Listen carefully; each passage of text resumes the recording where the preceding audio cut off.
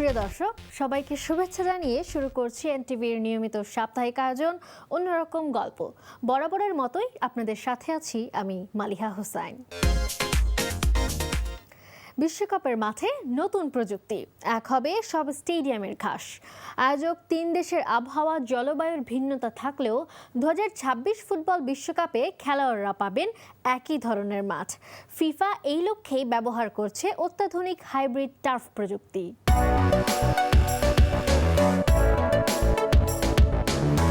বিশ্বকাপের শুরুর আগেই উত্তর আমেরিকার বিভিন্ন স্টেডিয়ামে হয়ে গেল মাঠ বদলের বিশাল কর্মযজ্ঞ।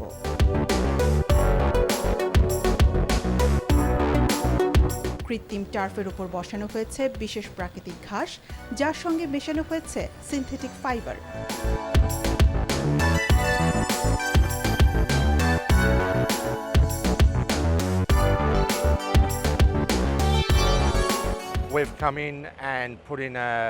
আমরা এখানে অস্থায়ীভাবে নতুন ঘাস, বালুর স্তর, ড্রেনেজ এবং ভ্যাকুয়াম ভেন্টিলেশন সিস্টেম বসিয়েছি।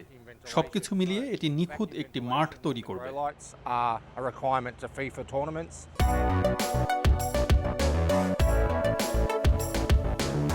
বিশেষজ্ঞদের মতে মাঠের ঘাস ঠিক রাখতে প্রয়োজন সূর্যালোক, সঠিক পানি নিষ্কাশন এবং বাতাস চলাচলের ব্যবস্থা। অনেক স্টেডিয়াম পুরোপুরি ঢাকা থাকায় সেখানে ব্যবহার করা হয়েছে বিশেষ গ্রো লাইট।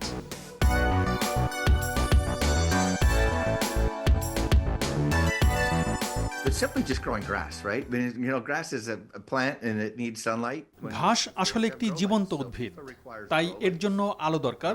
এছাড়া বালুভিত্তিক মাটি পানিকে দ্রুত সরিয়ে দেয় এবং শিকড়ে অক্সিজেন পৌঁছাতে সাহায্য করে। And there's a lot of shade even in the summertime, so they have a requirement for grow lights in case they need to get some grow lights to help the grass grow.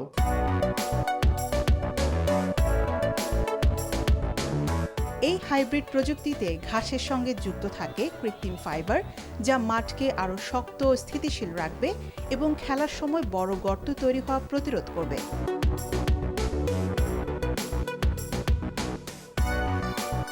ফিফার সবচেয়ে বড় challenge এখন Mexico city থেকে Vancouver পর্যন্ত সব মাঠে একই মান বজায় রাখা। কারণ কোথাও প্রচণ্ড গরম, কোথাও ঠান্ডা, আবার কোথাও উচ্চতা অনেক বেশি।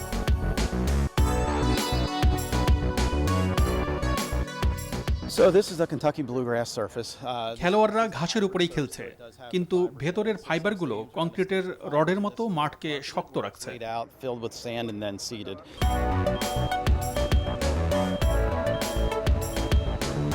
বিশেষজ্ঞরা বলছেন এই গবেষণা শুধু বিশ্বকাপ নয়, ভবিষ্যতের ফুটবল মাঠের প্রযুক্তিকেও আরও উন্নত করবে।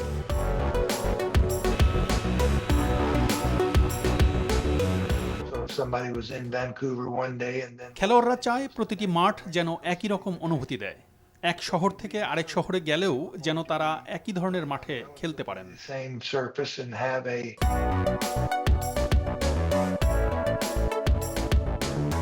2026 বিশ্বকাপ শুধু ফুটবলের লড়াই নয়, এটি হবে প্রযুক্তি, বিজ্ঞান আর নিখুঁত মাঠ তৈরিরও এক বিশাল পরীক্ষা।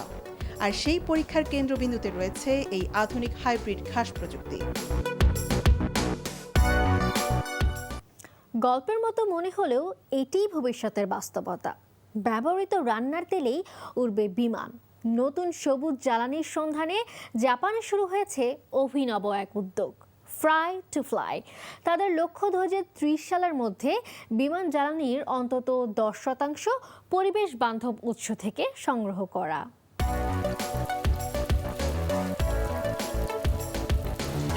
রান্নাঘরে ভাজা পোড়া শেষে যে তেল আমরা ফেলে দিই, সেই তেলই এখন হয়ে উঠছে বিমানের জ্বালানি। জাপানে শুরু হয়েছে অভিনব এক উদ্যোগ, ফ্রাই টু ফ্লাই, যেখানে ব্যবহৃত রান্নার তেল সংগ্রহ করে তৈরি করা হচ্ছে পরিবেশ বান্ধব এভিয়েশন ফুয়েল বা সাফ। মাকি ওয়াতানাবে নামের এক স্থানীয় বাসিন্দা মাসে কয়েকবার নিজের ব্যবহৃত রান্নার তেল জমা দেন কাছের সুপারমার্কেটের সংগ্রহ কেন্দ্রে।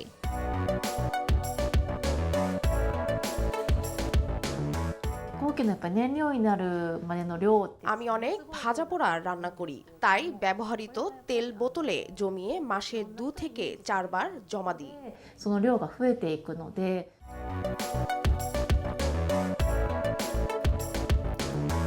জাপান সরকার ও বিভিন্ন বেসরকারি প্রতিষ্ঠানের যৌথ উদ্যোগে দেশজুড়ে চলছে এই সংগ্রহ অভিযান।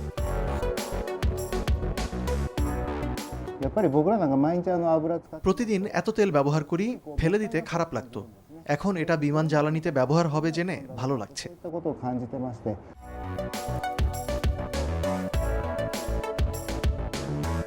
সংগৃহীত তেল বিশেষ প্রক্রিয়ায় পরিশোধন করে তৈরি করা হয় সাস্টেইনেবল এভিয়েশন ফুয়েল বা সাফ, যা প্রচলিত জেট ফুয়েলের তুলনায় কার্বন নিঃসরণ প্রায় ৮০% পর্যন্ত কমাতে পারে। তবে এই জ্বালানি উৎপাদন সহজ নয়। সংগ্রহ, পরিশোধন ও উৎপাদন পুরো প্রক্রিয়ায় ব্যয়বহুল এবং জটিল। やっぱり昨今の中東情勢によって বড় পরিসরে জ্বালানি উৎপাদন করতে হলে পর্যাপ্ত ক্রেতাও দরকার। দাম ও চাহিদার মধ্যে ভারসাম্য রাখা এখন সবচেয়ে বড় চ্যালেঞ্জ। バイオ燃料、SAF を含むバイオ燃料の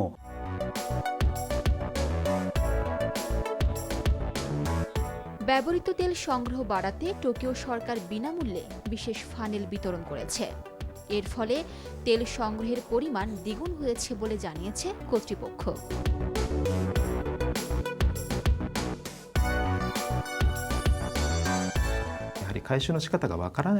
আমাদের অবদান হয়তো ছোট, কিন্তু পুনর্ব্যবহার ও রিসাইক্লিং এর জন্য সবাইকে এগিয়ে আসা জরুরি।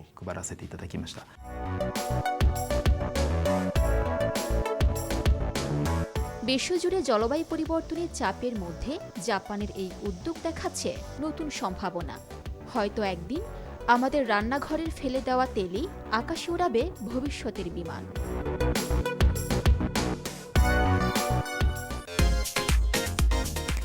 ব্যাংককের অ্যান্ট কিপিং ক্যাফের আকর্ষণের কেন্দ্রবিন্দু কাচের এই ঘর আর স্বচ্ছ পাইপ জুড়ে চলা হাজারো পিঁপড়ার ব্যস্ত জীবন। প্রতিদিনই অ্যান্টম্যানের এই বিস্ময়কর পিঁপড়ার রাজ্যে ভিড় জমায় হাজারো মানুষ।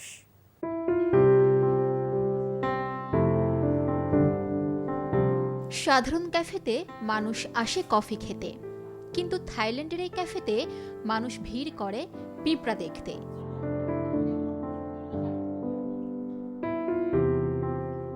ব্যাংককের এক অভিনব অ্যান্ট কিপিং ক্যাফে এখন আকর্ষণের কেন্দ্রবিন্দু, যেখানে কাচের ঘর আর স্বচ্ছ পাইপ জুড়ে চলছে হাজারো পিঁপড়ার ব্যস্ত জীবন।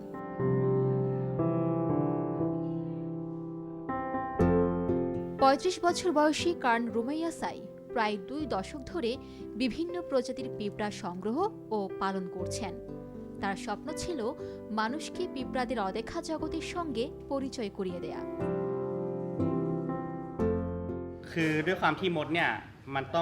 বছরের পর বছর ধরে আমি অনেক প্রজাতির পিঁপড়া পালন করেছি।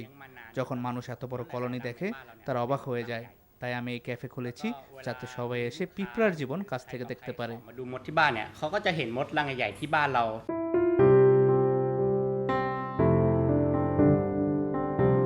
এই ক্যাফের সবচেয়ে জনপ্রিয় বাসিন্দা হলো লিফ কাটার অ্যান্ট বা পাতা কাটা পিঁপড়া। তার পাতা ও ফুল সংগ্রহ করে ছত্রাক চাষ করে খাবার হিসেবে ব্যবহার করে। এছাড়াও এখানে রয়েছে অস্ট্রেলিয়ার জায়ান্ট বুল অ্যান্ট, আফ্রিকার হারভেস্টার অ্যান্ট এবং বিশেষ হানিপট অ্যান্ট।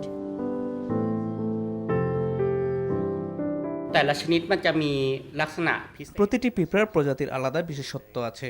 কেউ খাবার জমা রাখে, কেউ ছত্রাক চাষ করে। তাই আমার কাছে সব প্রজাতি প্রিয়।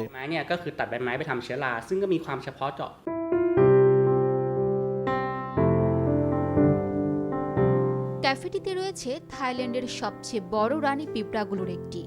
বন্য পরিবেশে সঙ্গী না পাওয়ায় সে নিজের কলোনি গড়তে পারেনি।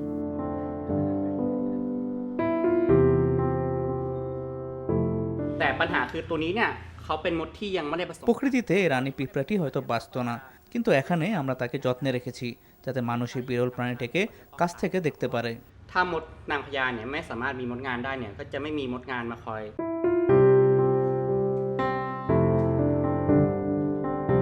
শুধু বিনোদন নয়, অনেক পরিবারের কাছে এই ক্যাফে হয়ে উঠেছে জীবন্ত শ্রেণীকক্ষ।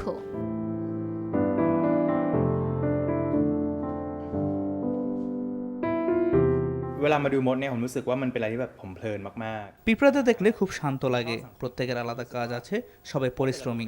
এটা যেন আদর্শ সমাজের মতো. แล้วก็มดทุกตัวผมรู้สึกมันเป็นสิ่งมีชีวิตที่ขยัน ক্ষুদ্র এই প্রাণীদের জীবনযাপন আজ মুগ্ধ করছে বড়দেরও। আর ব্যাংককের এই ব্যতিক্রমী ক্যাফে মনে করিয়ে দিচ্ছে প্রকৃতির সবচেয়ে ছোট প্রাণীর মধ্যেও লুকিয়ে আছে বিস্ময়কর এক পৃথিবী।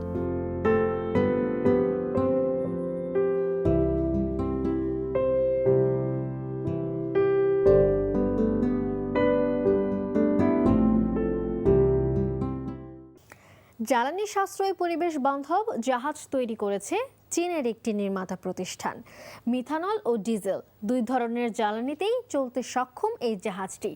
এছাড়া ব্যবহার করা হয়েছে 6টি বিশাল রোটর সেল বা ঘূর্ণনশীল পাল, যা বাতাসের শক্তিকে কাজে লাগিয়ে জ্বালানি খরচ কমাতে সাহায্য করবে।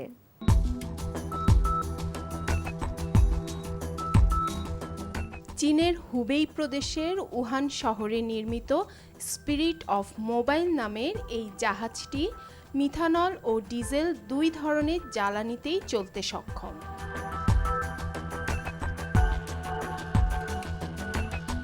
বিশেষ এই জাহাজে রয়েছে বায়ুশক্তি ব্যবহারের প্রযুক্তিও। জাহাজটিতে ব্যবহার করা হয়েছে 6টি বিশাল রোটর সেল বা ঘূর্ণনশীল পাল, যেগুলো বাতাসের শক্তিকে কাজে লাগিয়ে জ্বালানি খরচ কমাতে সাহায্য করবে। নির্মাতা প্রতিষ্ঠান উচাং শিপবিল্ডিং ইন্ডাস্ট্রি গ্রুপ জানিয়েছে, জাহাজটির মূল ইঞ্জিন ও জেনারেটর দুটিই মিথানল অথবা ডিজেলে চালানো যাবে। যদি গ্রিন মিথানল ব্যবহার করা হয়, তাহলে এই জাহাজ প্রায় শূন্য কার্বন নির্গমন নিশ্চিত করতে পারবে। ভবিষ্যতে এ ধরনের কাস্টমাইজ জাহাজের চাহিদা আরও বাড়বে।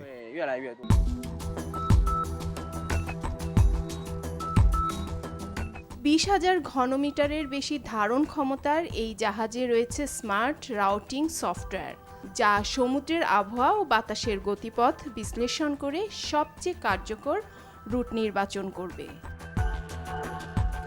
আগামী নভেম্বরে জাহাজটি সরবরাহ করা হবে। মূলত আটলান্টিক রুটে বিমান যন্ত্রাংশ পরিবহনে এটি ব্যবহৃত হবে। এর আগে চলতি বছরের ফেব্রুয়ারিতেই একই সিরিজের প্রথম জাহাজ স্পিরিট অফ তুলুস পানিতে নামানো হয়েছিল। পরিবেশ বান্ধব সামুদ্রিক পরিবহনের নতুন যুগের সূচনা হিসেবে এই প্রকল্পকে দেখছেন সংশ্লিষ্টরা।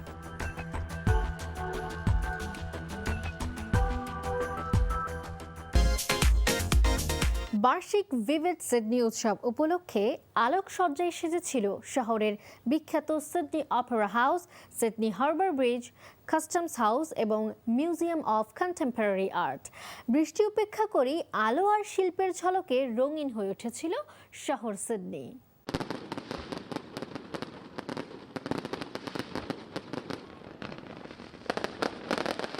বৃষ্টি উপেক্ষা করেই আলো আর শিল্পের ঝলকে রঙিন হয়ে উঠেছে অস্ট্রেলিয়ার শহর সিডনি। বার্ষিক ভিভিড সিডনি উৎসব উপলক্ষে আলোকসজ্জায় সেজে উঠেছে শহরের বিখ্যাত Sydney Opera House, Sydney Harbour Bridge, Customs House এবং Museum of Contemporary Art. Opera হাউসের ছাদ জুড়ে ভেসে উঠছে মাছ, জেলিফিশ আর উড়ন্ত পাখির নানা আলোকচিত্র। আতশবাজি আর রঙিন আলোয় পুরো এলাকা যেন রূপ নেয় এক স্বপ্নের শহরে। Well, first night, opening night, the weather could have been nicer, but it's very good. It's good to see there's a lot of people come out considering that the weather's here. I'm sure it brings a lot of people to Sydney. I've seen it many times before, and it's always nice to come back and see it again. ফরাসি multimedia শিল্পী ইয়ান Opera হাউসের জন্য তৈরি করেছেন Opera মুন্ডি নামের আলোক শিল্প, যেখানে প্রকৃতির অনুপ্রেরণায় তুলে ধরা হয়েছে সামুদ্রিক প্রাণী ও পাখির চলমান চিত্র। অন্যদিকে মিউজিয়াম অফ কন্টেম্পোরারি আর্ট অস্ট্রেলিয়ার দেয়ালে সামওয়ান অস্ট্রেলিয়ান শিল্পী অ্যাঞ্জেলা তুলে ধরেছেন ভায়োলা নামের শিল্পকর্ম। সেখানে পানি, আগুন ও ফুলের নকশা আলোর মাধ্যমে ফুটিয়ে তোলা হয়। সিডনির বাসিন্দা অ্যালিসিয়া ভ্যান স্কুনহোভেন বলেন, এবার নতুন অনেক আলোর আয়োজন দেখা যাচ্ছে। টানেলের আলোকসজ্জা অসাধারণ ছিল। প্রতি বছরই ভালো লাগে, তবে এবার যেন অন্য এক মাত্রায় পৌঁছে গেছে। Yeah, it's been incredible. There are lots of new lights this year, which is really awesome. We just went through the tunnel over there, which was absolutely incredible. And yeah, I just love Vivid every year, but this year it's on another level. আরেক দর্শনার্থীর মতে গত বছরের তুলনায় এবার আলোর আয়োজন আরও বড় এবং বেশি আকর্ষণীয়। I actually think there's more installations this year. Last year, yeah, not as vivid. Can I say that? There definitely seems to be a lot more lights around and a lot more hype, lots of, different things to see. Spanish শিল্পী জাভের রিরা customs হাউসের জ্যামিতিক আলোর নকশা প্রদর্শন করেছেন the French of infinity শিরোনামে। 23 দিনব্যাপী এই ভিভিড সিডনি উৎসব চলবে আগামী 13 জুন পর্যন্ত। আলো, শিল্প আর প্রযুক্তির মিশেলে এটি এখন সিডনির অন্যতম জনপ্রিয় সাংস্কৃতিক আয়োজন। এখন থেকে রান্নাঘরেই ফলানো যাবে টাটকা সালাদ, মাইক্রোগ্রিন আর হার্বস। ব্রিটিশ প্রযুক্তি প্রতিষ্ঠান home harvest smart indoor farm বাজারে আনছে। ছোট আকারের এই স্মার্ট ফার্ম ইউনিট স্বয়ংক্রিয়ভাবে মাত্র 8 থেকে 10 দিনের মধ্যেই উৎপাদন করতে পারে তাজা সবজি ও মাইক্রোগ্রিন।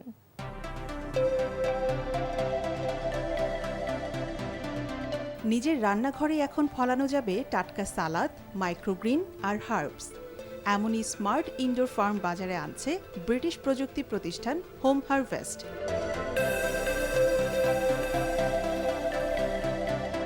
ছোট আকারের এই স্মার্ট ফার্ম ইউনিট ঘরের ভেতরেই স্বয়ংক্রিয়ভাবে গাছ উৎপাদন করতে পারে।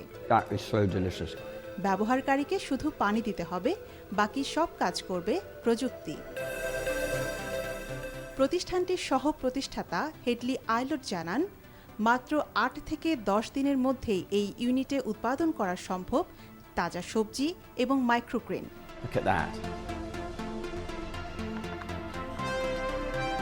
Well, we've created two things. We've created what we call smart farms. আমরা মানুষের খাবার উৎপাদনের পদ্ধতি বদলে দিতে চাই, যেন মানুষ নিজের ঘরেই খুব সহজে নিজের খাবার উৎপাদন করতে পারে। The temperature, the humidity, the light, all you have to do is add water.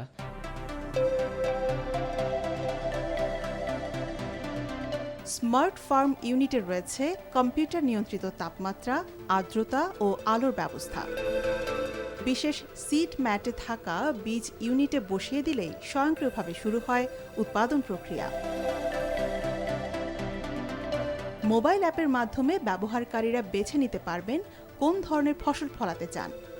এমনকি অ্যাপ থেকে মিলবে বিভিন্ন রেসিপি ও মিল প্ল্যানের পরামর্শ। আর মাত্র কয়েকদিনের মধ্যেই দ্রুত বেড়ে উঠছে মটরশুঁটির চারা, মূলা ও বিভিন্ন মাইক্রোগ্রিন। হোম হারভেস্টের পুষ্টিবিদ ম্যারিয়ন বোল্টার জানান, শিশুদের পুষ্টি ঘাটতি পূরণ এবং অন্ত্রের স্বাস্থ্য ভালো রাখার লক্ষ্যেও তৈরি করা হয়েছে বিশেষ সিড ব্লেন্ড।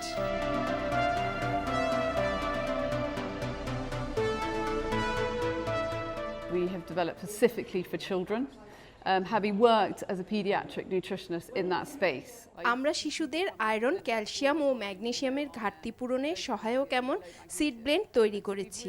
এছাড়া গাট হেলথ উন্নত করার জন্যও রয়েছে বিশেষ মিশ্রণ। Pea shoot, borage, sunflower and radishes. So this particular one has very high in them, and also we paired it with vitamin C in order to make sure that the iron is absorbing into the kids' bodies.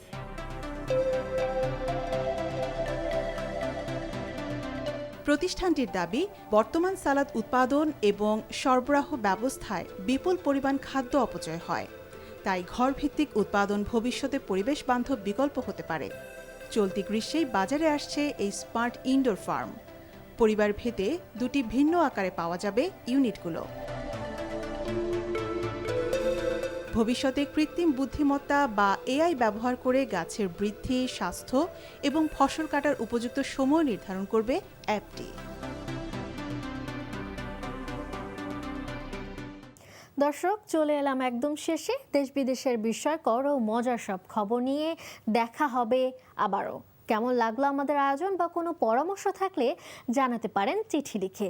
আমাদের কাছে চিঠি লেখার ঠিকানা প্রযোজক অন্যরকম গল্প, NTV, PCC ভবন, 102 Kazi Nazrul Islam avenue, Karwan বাজার, ঢাকা 1215। দেখা হবে আবারও শুক্রবার সকাল 10টা 15 মিনিটে। সে পর্যন্ত ভালো থাকুন, সুস্থ থাকুন ও থাকুন নিরাপদে।